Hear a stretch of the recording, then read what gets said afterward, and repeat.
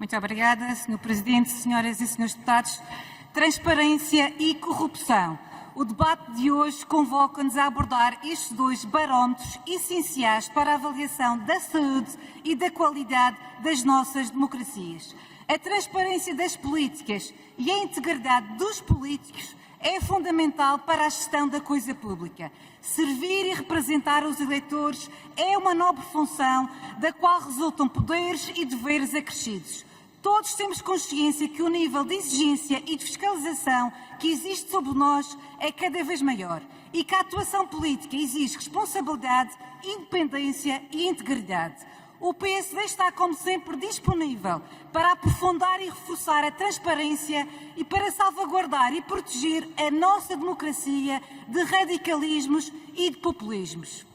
Senhoras e senhores deputados, este é um caminho que foi trilhado em 2019 na Comissão Eventual para o Reforço da Transparência, que foi criada para o efeito, e da qual resultaram, entre outras coisas, o aumento do número dos titulares de cargos a ter de apresentar a declaração de interesse e património e do leque das sanções aplicáveis. Para além da aguardada criação de uma nova entidade para a fiscalização, a entidade para a transparência e de uma declaração única de património, rendimentos e interesses. Senhoras e senhores deputados, as iniciativas legislativas em apreço pretendem alterar e alargar as restrições aplicáveis aos titulares de cargos políticos e procurar resolver um problema que é complexo, que é estrutural e de uma forma casuística, fragmentada e parcelar. Mas pretendem fazê-lo, senhoras e senhores deputados, numa altura em que ainda não possuímos elementos para proceder a uma avaliação rigorosa e global da aplicação da legislação aprovada em 2019.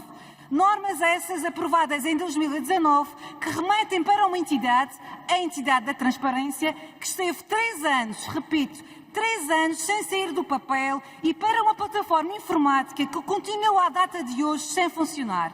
Por outro lado,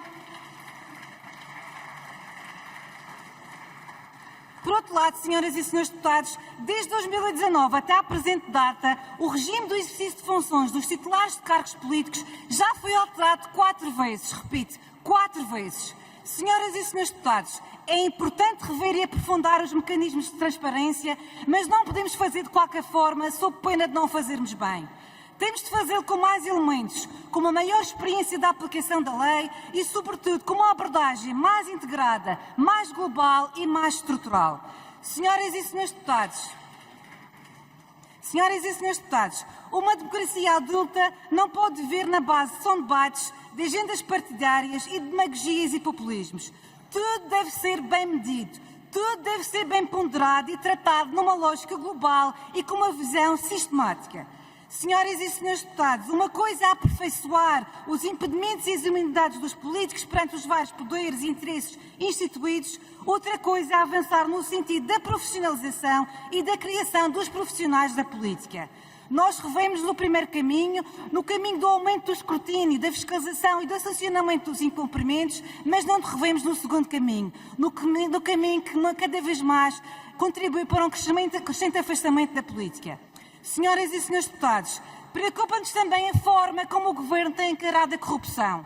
Um Governo que demora 6 longos anos para apresentar uma estratégia nacional de combate à corrupção é certamente, senhoras e senhores deputados, um Governo que não encara este combate como uma forma prioritária.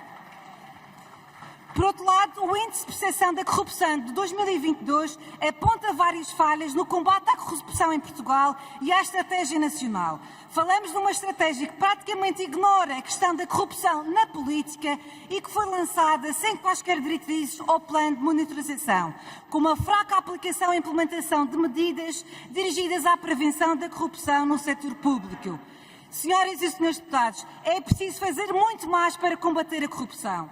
Bem sabemos que estamos perante um problema complexo que não se resolve apenas com a criação e com a implementação de mais legislação para o efeito. Mas, senhoras e senhores deputados, ao Governo era exigido muito mais. Era exigido mais informação, mais monitorização acerca do uso devido ou indevido do dinheiro dos contribuintes nos processos de contratação pública.